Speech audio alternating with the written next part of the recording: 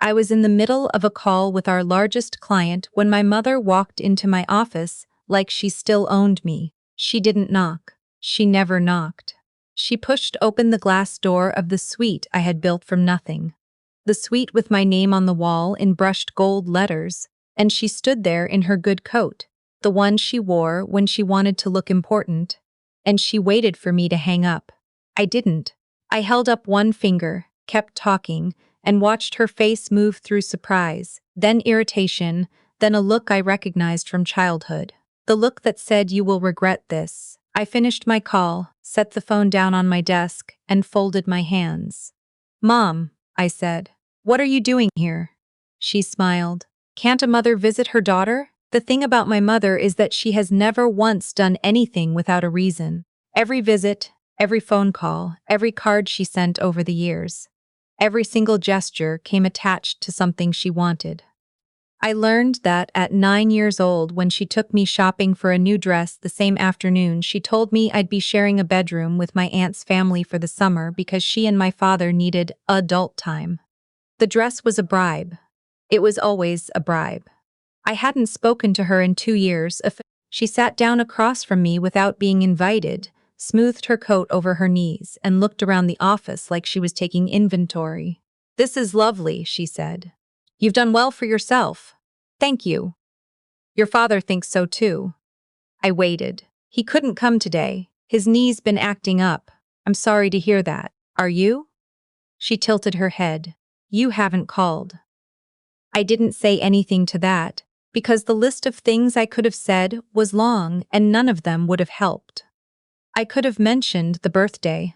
I spent alone the year I launched the company because they'd decided last minute to take my brother and his wife on a cruise instead.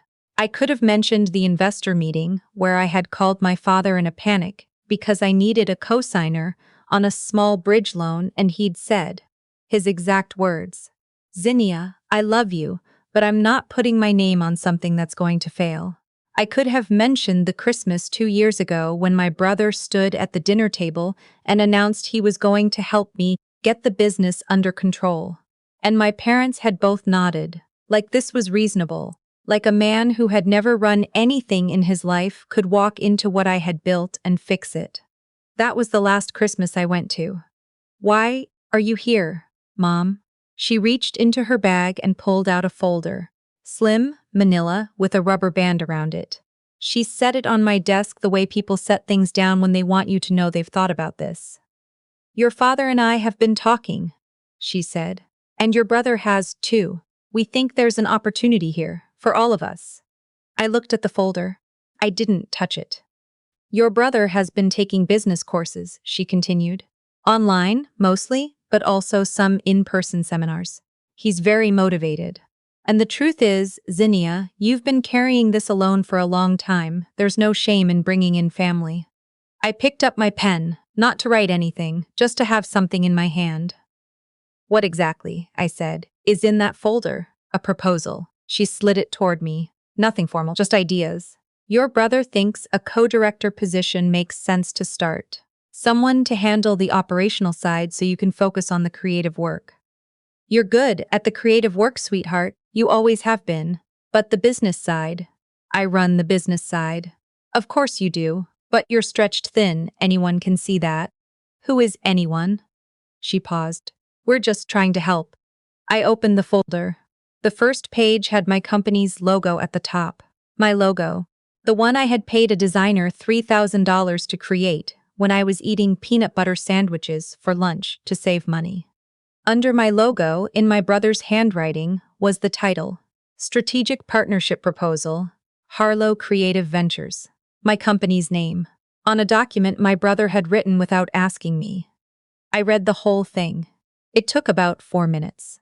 My mother sat across from me and watched, which I think she thought was giving me space to consider, but was actually the most unnerving 4 minutes I had experienced in recent memory. The proposal was for my brother to come in as Chief Operating Officer.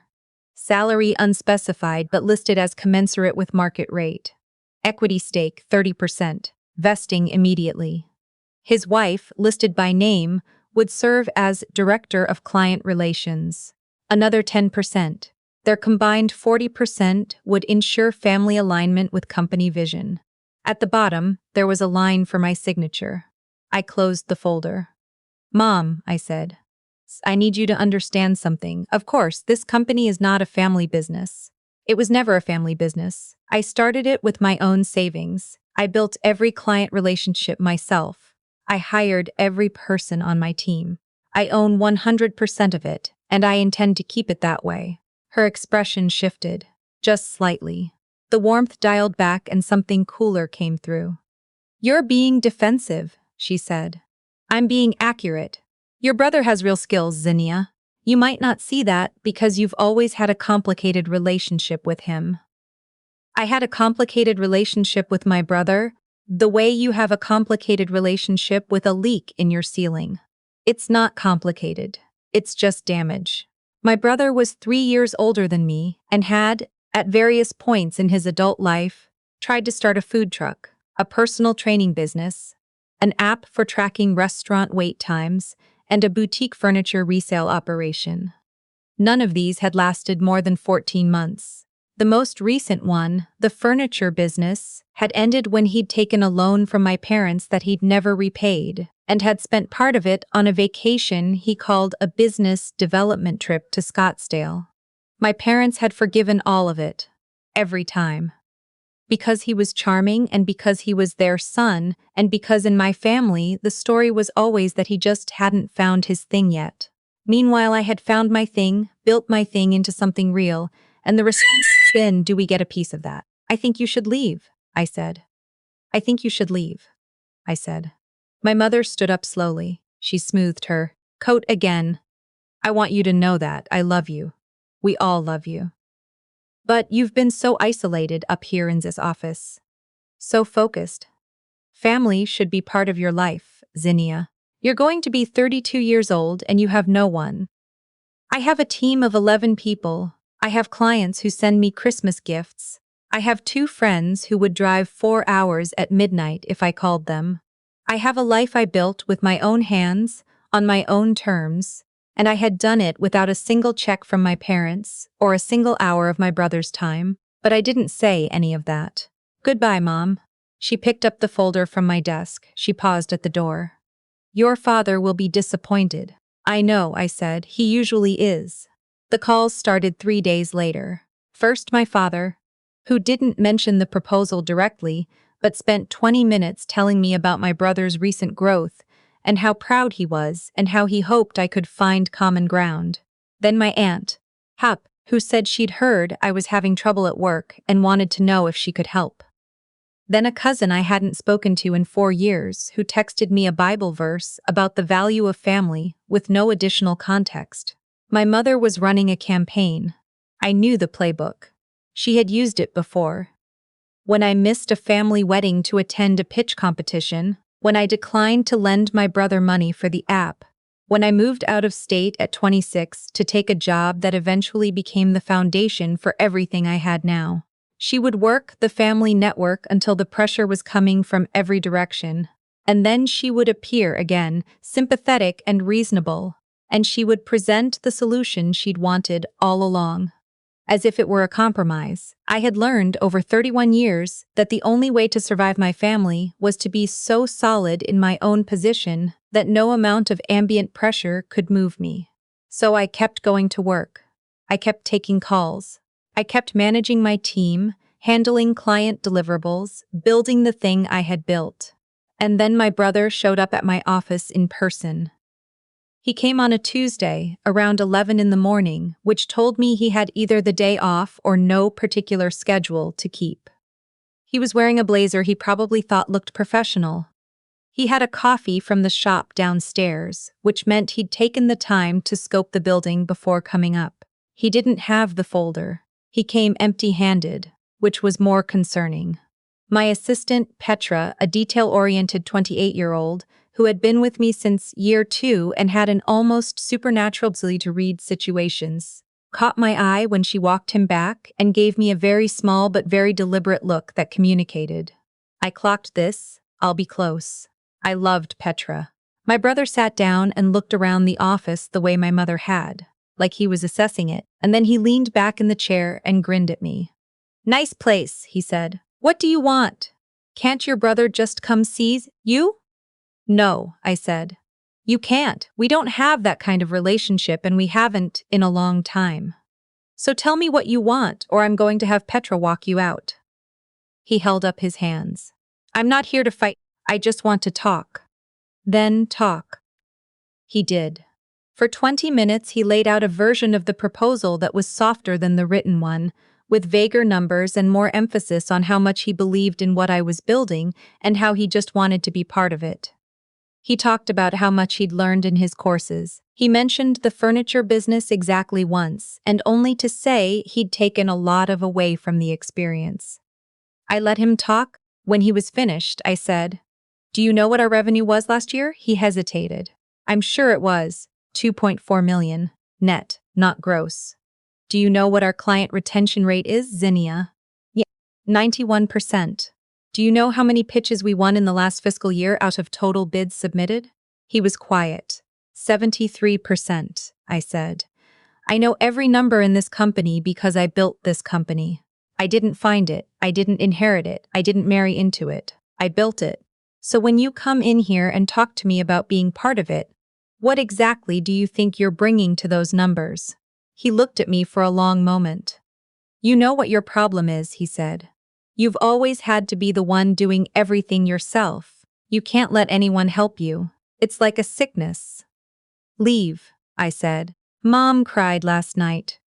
"Leave, she's worried about you. We all are. You've cut yourself off from everyone who loves you and you're sitting up here alone, thinking you've won something. But you haven't won anything, Zinnia. You're just alone." I stood up, opened my office door, and said, "Petra, can you please see my brother out?" Petra appeared instantly, professionally, with the calm efficiency of someone who had been positioned approximately 6 feet from my door the entire time. She smiled pleasantly at my brother and gestured toward the elevator. He left. He didn't say goodbye. I thought that was the end of it. I was wrong. 2 weeks later, I got a call from Devon O.C., one of my longest-standing clients and someone I considered, carefully and genuinely, a friend. He ran a mid-sized architecture firm and had been working with my company for 4 years. He was measured and thoughtful and not a person who called without a reason. "I need to ask you something," he said. "And I want you to know I'm asking because I respect you. Go ahead." "Someone reached out to me this week. Told me there were some internal issues at your company. Management instability," they said. "Financial irregularities." He paused. I didn't believe it, but I thought, "You even?" I kept my voice very even. "Can you tell me who reached out?" He described the email. It had come from a Gmail address with a professional-sounding name, and it had included just enough specific soundy detail to seem credible. A reference to a client complaint that had never happened. A mention of a staff departure that had been entirely routine. Whoever had written it knew the right vocabulary, but not the actual facts. I thanked Devon. I told him the truth. There were no financial irregularities, no management instability, and I would send him updated documentation that afternoon if he wanted it. He said that wasn't necessary. He said he just wanted me to be aware. After I hung up, I sat very still for a while. Then I called my attorney. Her name was Rowena, and she had been my attorney since the beginning of the company, and she was one of those people who became more calm the more serious a situation became. I told her everything. The proposal, my brother's visit, and now this. "Do you have copies of the proposal?" she asked. "Yes." "Do you have any documentation of the family contact since your mother's visit? Call logs, texts, my cousin's message?" "Yes." "Good. Don't delete anything. And don't respond to your family again without running it by me first." She paused. "Do you have any idea who sent the email to your client?" "I have a strong suspicion." "Suspicion isn't evidence. Let's be methodical." Over the next 10 days, Rowena and I built a picture. 2 more clients received similar emails, different accounts, same vocabulary, same structure. One of my competitors received what appeared to be an anonymous tip, suggesting my company had been engaged in contract violations. A former intern who had left on good terms told me she'd been contacted by someone asking leading questions about internal culture at my company. The Gmail accounts, when examined by the IT consultant I brought in, had all been created within a 3-week window. The metadata was thin, but the writing patterns were consistent. And the specific details in each email, the ones that sounded real but weren't quite right, pointed to someone who had partial information. Someone who had been in my office recently and absorbed what they could. My brother had sat in my office for 20 minutes. He'd looked around at everything, and his wife worked in communications. I want to be honest about something. When I finally understood the full scope of what they were doing, my first feeling wasn't anger. It was something closer to grief. Because no matter how many times your family shows you who they are, there is still some part of you, some small, stubborn, irrational part, that hopes you're wrong. That hopes the next time will be different. That keeps a door open somewhere, because closing it completely feels like an admission that the family you wanted was never going to exist. I closed the door. Rowena sent a cease and desist to my brother and his wife, citing tortious interference and defamation, with documentation of every email, every client contact, every piece of evidence we had assembled. She was precise and thorough, and the letter was, by any measure, devastating. My brother called me 4 hours after it was delivered. I didn't answer. My mother called 6 minutes later. I didn't answer. My father called that evening. I picked up because my father and I had always had a different relationship. Quieter, less aggressive, built on a kind of mutual respect that I had believed, for most of my life, was genuine. "Zinnia," he said. "This has gone too far." "I agree," I said. "It went too far when someone started emailing my clients." Silence. "Your brother made a mistake," he said. "He knows that." "But lawyers? A legal letter?" "This is family, Zinnia, Dad," I said. "If a stranger had done to my business what your son did, you would tell me to protect myself. The fact that it's family doesn't change what happened, it just makes it worse." Another silence. Longer this time. "We just wanted to be part of something," he said, and his voice was quieter than I expected. And, for a moment, I could hear in it the father I remembered from when I was small, the one who used to make pancakes on Saturday mornings and read to me from the encyclopedia, because he said I asked too many questions. "Your mother and I were getting older. Your brother struggled. We thought maybe. You thought maybe I would hand over what I built so my brother could have a career. We thought families should look out for each other." "I spent years looking out for this family," I said.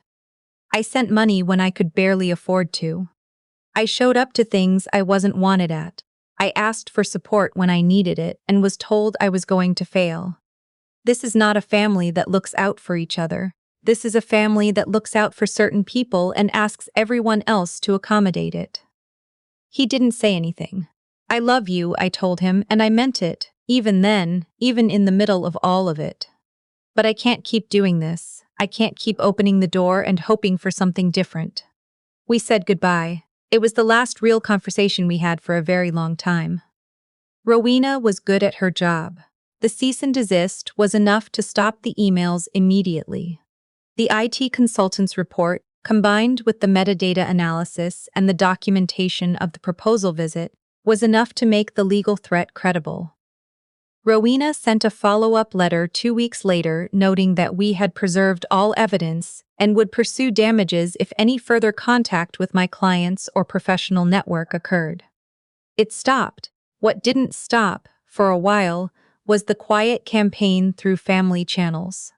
The messages from relatives I barely knew, the concerned check-ins from people my mother had briefed, the slow drip of pressure that was designed to make me feel like the difficult one, the unreasonable one, the one who had caused all of this by refusing to share.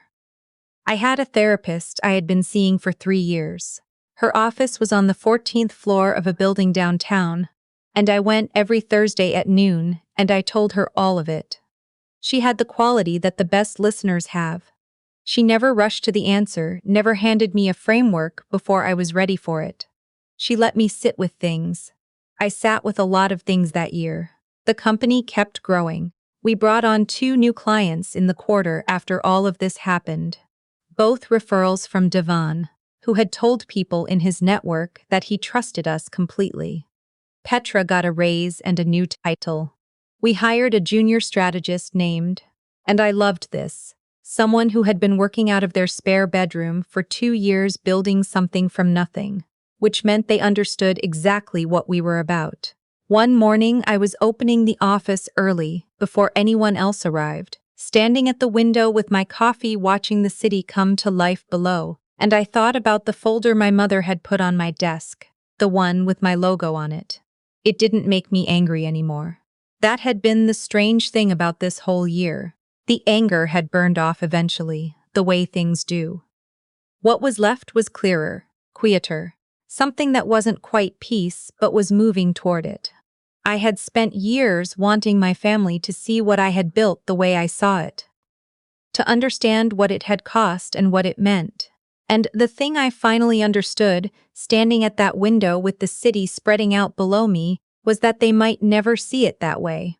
Not because they were incapable of it, but because seeing it would require them to reckon with what they hadn't done, what they hadn't given, who I had become without them. That reckoning was not something I could force. So I let it go, not them. I don't think you ever entirely let your family go, not the real parts. The pancake Saturday parts, and the parts that live in you whether you want them to or not. But the hoping, the waiting, the door I had left open in case they arrived differently than they had every other time. I let that go. And in its place was this, the gold letters on the wall. Petra at the front desk. 11 people who showed up every morning to build something with me. Clients who trusted me. 2 friends who would drive 4 hours at midnight. A company that was mine, entirely, irrevocably, unambiguously mine. I had built it from nothing, in a city where I knew no one, with savings and nerve and 10,000 hours of work that no one had seen. I had done it without a single equity stake handed to a relative and without a single position created to manage someone else's failure. The magnificent thing about building something yourself is that when it stands on a foundation no one can take from you. And it was standing.